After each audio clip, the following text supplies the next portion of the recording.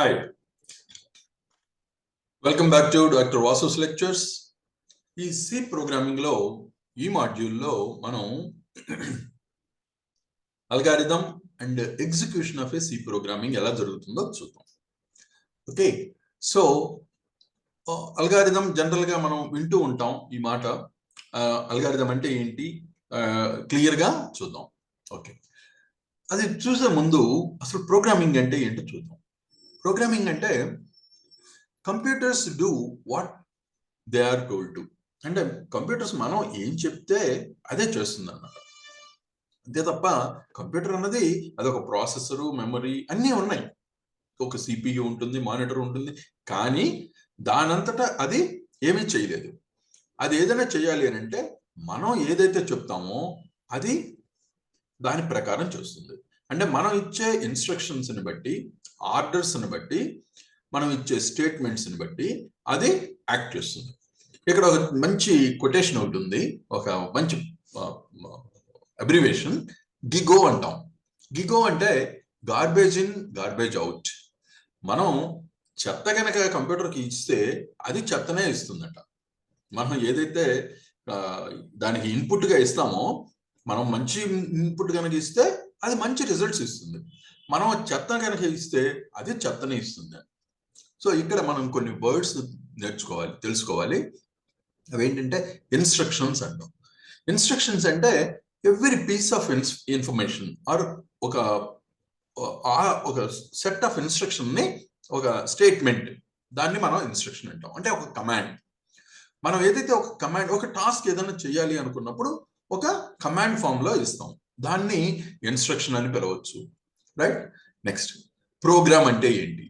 Programme అంటే collection of instructions. ఈ instructions అనేవి ఉన్నాయి కదా, నంబర్ ఆఫ్ ఇన్స్ట్రక్షన్స్ ని, అంటే ఒక పర్టికులర్ టాస్క్ ఏదైతే మనం చేయాలి అనుకున్నామో, ఒక ప్రాబ్లం సాల్వ్ చేయాలి అనుకున్నాం, ఒక మ్యాథమెటికల్ ప్రాబ్లం కావచ్చు, సైంటిఫిక్ ప్రాబ్లం కావచ్చు, ఇంకోటి ఏదైనా కావచ్చు. ఒక ప్రాబ్లం సాల్వ్ చేయాలి అనుకున్నప్పుడు దానికి నంబర్ ఆఫ్ స్టెప్స్ రాసుకుని ఒక్కొక్క స్టెప్ బై స్టెప్ ప్రోగ్రామ్ రాస్తాం, ఆ ఇన్స్ట్రక్షన్స్ రాస్తాం. ఈ నంబర్ ఆఫ్ ఇన్స్ట్రక్షన్స్ అన్నిటినీ కలిపి మనం ప్రోగ్రామ్ అని పిలుస్తాం. సో ప్రోగ్రామ్ అంటే నంబర్ ఆఫ్ ఇన్స్ట్రక్షన్స్, ఈ set of commands or instructions, statements ఏవైనా ఒకటే, అదన్నీ రకరకాల పేర్లతో పిలుస్తాం. అంతే, స్టేట్మెంట్ కావచ్చు, ఇన్స్ట్రక్షన్ అనొచ్చు, కమాండ్స్ అనొచ్చు. ఈ సెట్ ఆఫ్ కమాండ్స్ మనం ఒక సెట్, ఒక 10 లైన్స్, 20 లైన్స్, 100 లైన్స్, ఇవన్నీ కలిపి ఒక ప్రోగ్రామ్ అని పిలుస్తాం. Next, algorithm. అల్గారిథం అని అంటే ఏంటంటే ఒక స్టెప్, ఒక ప్రాబ్లమ్ని సాల్వ్ చేయాలి అనుకున్నప్పుడు మనం దాన్ని ఏం చేస్తామంటే డివైడ్ చేసుకుంటాం చిన్న చిన్న టాస్క్గా. ఒక స్టెప్ బై స్టెప్ ప్రాసెస్.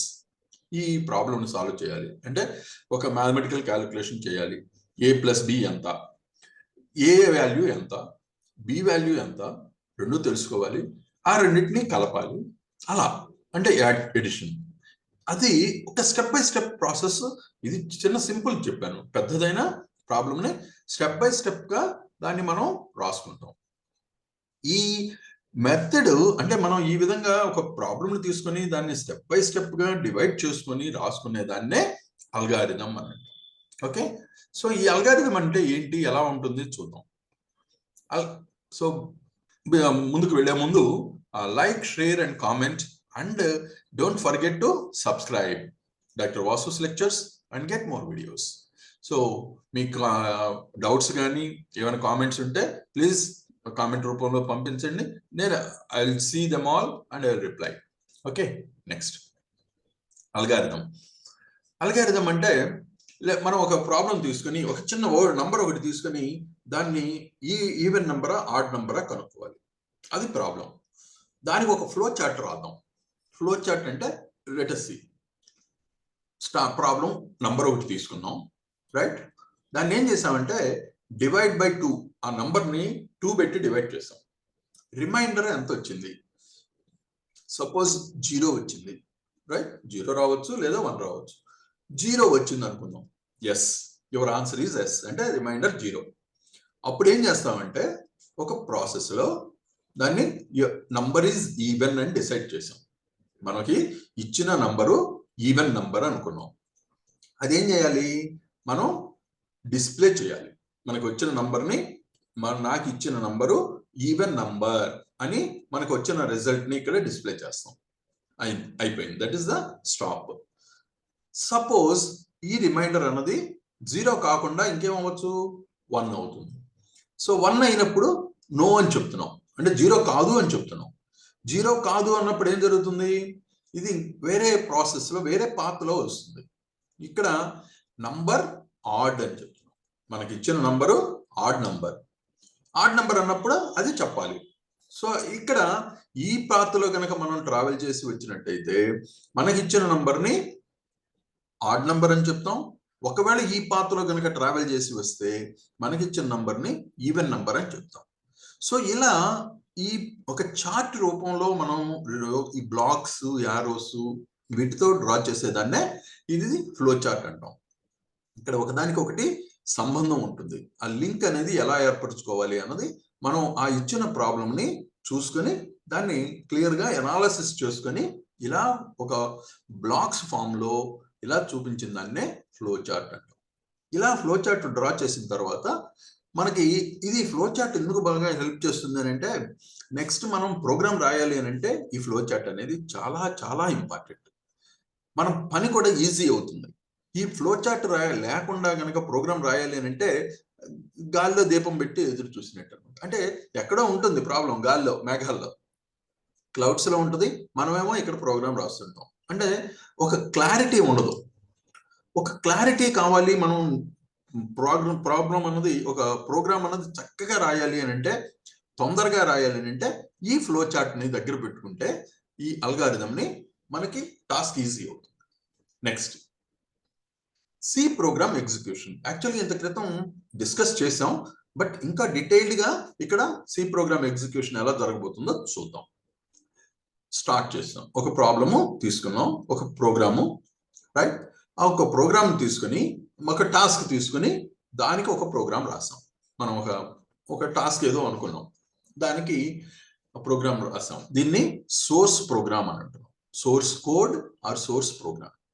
దీన్ని ఏం చేస్తాం, నెక్స్ట్ కంపైల్ చేస్తాం. కంపైలర్కి ఇది ఈ ప్రోగ్రామ్ సోర్స్ ప్రోగ్రామ్ ని ఇస్తాం. ఇది కంపైల్ చేసినప్పుడు ఏం జరుగుతుంది, ఇక్కడ మనకి ఎర్రర్స్ ఏమైనా ఉన్నాయా అని వస్తుంది. అంటే ఎర్రర్స్ మనం రాసిన ప్రోగ్రామ్ లో ఉండొచ్చు, ఏదైనా టైప్ ఎర్రర్స్ ఉండొచ్చు, టైప్ చేసేటప్పుడు కానీ మరొకటి ఏమైనా మిస్ అయినా, సింటాక్స్ ఫాలో అవ్వకపోయినా, అంటే ఒక సెట్ ఆఫ్ రూల్స్ ని ఫాలో అవ్వకపోయినా, సింటాక్స్ సరిగ్గా లేకపోయినా వచ్చే ఎర్రర్స్ ఇక్కడ రావచ్చు. ఇక్కడ సపోజ్ ఎర్రర్స్ వచ్చాయి, వీ హ్యాడ్ ఎర్రర్స్. అప్పుడు ఏం చేయాలి, ఈ ప్రోగ్రామ్ మనం రాసిన దాన్ని మళ్ళీ వెనక్కి వెళ్ళి ఈ ప్రోగ్రామ్ ని, అంటే సోర్స్ ప్రోగ్రామ్ మళ్ళీ తీసుకుని మనం రాసిన ప్రోగ్రామ్ ని మళ్ళీ చెక్ చేసుకోవాలి. చెక్ చేసుకొని రీరైట్ చేసుకోవాలి. రీరైట్ చేసిన తర్వాత మళ్ళీ కంపైల్ చేయాలి. మళ్ళీ కంపైల్ చేసి ఎర్రర్స్ ఏమైనా ఉన్నాయా లేదా మళ్ళీ చెక్ చేసుకోవాలి. ఎర్రర్స్ ఉండేంత వరకు, అంటే ఎర్రర్స్ ఉన్నాయి అనే ఎస్ అంటే మళ్ళీ ఈ పాత్ని ఇలా ఈ లూప్ లో పాస్ అవుతూనే ఉండాలి ఎవ్రీ టైం మనం చెక్ చేసిన ప్రతిసారి. అయిపోయిన తర్వాత ఒక స్టేజ్ వస్తుంది, అక్కడ నో ఎర్రర్స్, మొత్తం ఇట్స్ క్లియర్ ఆఫ్ ఎర్రర్స్ అన్ని క్లియర్ చేసాం. ఎర్రర్స్ క్లియర్ చేసినప్పుడు నో ఎర్రర్స్ అన్నప్పుడు ఏం చేయాలి, ఇక్కడ నెక్స్ట్ స్టేజ్కి వస్తున్నాం. నెక్స్ట్ స్టేజ్ లో ఏం చేస్తాం అంటే లింక్ చేస్తాం. మనకున్న సోర్స్ ప్రోగ్రామ్ అంటే ఇక్కడ కంపైలర్ ద్వారా వచ్చింది, ఆబ్జెక్ట్ ప్రోగ్రామ్ వస్తుంది. ఈ ఆబ్జెక్ట్ ప్రోగ్రామ్ ఏం చేస్తున్నాం, లింక్ సెక్షన్ లో లింక్ చేస్తున్నాం. అంటే హెడర్ ఫైల్స్ తీసుకుని మనం లింక్ చేయాలి. లింక్ చేసిన తర్వాత దాన్ని ఎగ్జిక్యూట్ చేస్తాం. లింక్ చేసిన తర్వాత ఈఎక్సీ ఫైల్ వస్తుంది. ఈ ఈఎక్సీ ఫైల్ ని మనం ఎగ్జిక్యూట్ చేస్తాం. ఇది ఎగ్జిక్యూట్ చేసినప్పుడు మనకి రిజల్ట్స్ అనేవి వస్తాయి. రిజల్ట్స్ ఎలా ఉంటాయి అంటే, మనకి ఇచ్చిన ప్రోగ్రామ్ని బట్టి మనం రాసిన ప్రోగ్రామ్ ఏదైతే రాసామో దాన్ని బేస్ చేసుకుని ఈ ప్రాసెస్ అంతా అయిపోయింది. కరెక్ట్ సింటాక్స్ అంతా ఎవ్రీథింగ్ కరెక్ట్ కాబట్టి ఇక్కడ పాస్ అయ్యాం, ఎర్రర్స్ లేవన్నాం, లింక్ సెక్షన్ పాస్ అయిపోయింది, ఫైనల్ గా రిజల్ట్స్ వచ్చాయి. ఇక్కడ ఒక చిన్న మడత పేచి ఏంటంటే, సపోజ్ నేను 5 into 10 అన్నాను. 5 into 10 అంటే 50 రావాలి. నాకు ఇక్కడ 15 వచ్చింది రిజల్ట్. ఇక్కడ చూపిస్తుంది 15 రిజల్ట్ చూపిస్తుంది 15 అని. నాకు రావాల్సింది 5 into 10 అంటే 50 రావాలి, 50. బట్ ఇక్కడ అంతా సింటాక్స్ ఎవ్రీథింగ్ బాగుంది, కానీ ప్రాబ్లం ఏంటంటే నా రిజల్ట్స్ కరెక్ట్ కాదు. అంటే results are not good. Results బాగాలేదు అన్నప్పుడు ఏం చేయాలి? మళ్ళీ మనం ఒక్కసారి బ్యాక్కి వెళ్ళాలి. బ్యాక్కి వెళ్ళి మన సోర్స్ ప్రోగ్రామ్ని మనం ఏదైతే రాసామో దాన్ని మళ్ళీ చెక్ చేసుకోవాలి. ఇక్కడ సోర్స్ ప్రోగ్రాంలో మళ్ళీ కరెక్షన్స్ ఏమైనా ఉంటే చేసుకుని, అంటే 5 into 10 ఇవ్వాల్సింది నేను 5 plus 10 ఇచ్చేస్తాను, అంటే ఇంటూ బదులు ప్లస్ ఇచ్చాను, కాబట్టి అది తప్పు రిజల్ట్స్ వచ్చాయి. సో ఇటువంటి కరెక్షన్స్ ఏవైతే ఉన్నాయో ఆ కరెక్షన్స్ అన్నింటినీ మళ్ళీ చేసుకుని వీ కమ్ బ్యాక్. వచ్చిన తర్వాత రిజల్ట్స్ బాగున్నాయి, ఎస్ 5 plus 10 15, నా రిజల్ట్ కరెక్ట్గా వచ్చింది, కాబట్టి ఏంటి ఐఎమ్ సాటిస్ఫైడ్. సో ఇంక ఈ ప్రాసెస్ అవసరం లేదు. ఈ ప్రాసెస్ ఎప్పటిదాకా అంటే రిజల్ట్స్ కరెక్ట్గా వచ్చేంత వరకు. సపోజ్ 5 plus 5 into 10కి నాకు రిజల్ట్ -5 వచ్చింది, అంటే నేను 5 minus 10 ఇచ్చాను అనమాట, అంటే అక్కడ తప్పే. సో ఇక్కడ మళ్ళీ వెనక్కి వెళ్ళాలి. ఇలాగా మనం ఇక్కడికి వెళ్ళి కరెక్ట్ చేసుకుని ప్రోగ్రామ్ని కంపైల్ చేసి లింక్ చేసుకుని ఫైల్ని ఎగ్జిక్యూట్ చేసినప్పుడు వచ్చే రిజల్ట్ ఫైనల్ రిజల్ట్. అది చెక్ చేసుకున్నప్పుడు yes I am satisfied, the results are good. అప్పుడు ఏం చేస్తాం? ఇంక ఈ లూప్ అవసరంలా. అప్పుడు we come to the end stage. We can display the result. So 5 into 10 is equal to 50. We display the result here. That is the end of the program. అంటే overall గా కనుక మన ప్రోగ్రామ్ ను తీసుకుంటే execution అనేది flow chart ఇలా ఉంటుంది. ఎలాగంటే ఇక్కడ ఎర్రర్స్ ఏమైనా ఉన్నా ఈ లూప్ లో వెళ్ళాలి, ఒకవేళ రిజల్ట్స్ బాగాలేదు అంటే ఈ లూపు. ఓవరాల్ ప్రోగ్రామ్ ఎగ్జిక్యూషన్ అనేది ఈ ఫ్లో చార్ట్ ద్వారా ఇలా జరుగుతుంది అనమాట. సో ఇది సి ప్రోగ్రామ్ ఎగ్జిక్యూషన్. ఓకే, అంతా అర్థమైంది అనుకుంటాను చాలా క్లియర్గా. ఒకవేళ మీకు ఏమైనా డౌట్స్ ఉన్నా కామెంట్స్ రూపంలో పంపించండి, I will answer to them all. Next మాడ్యూల్లో కలుద్దాం. Thank you.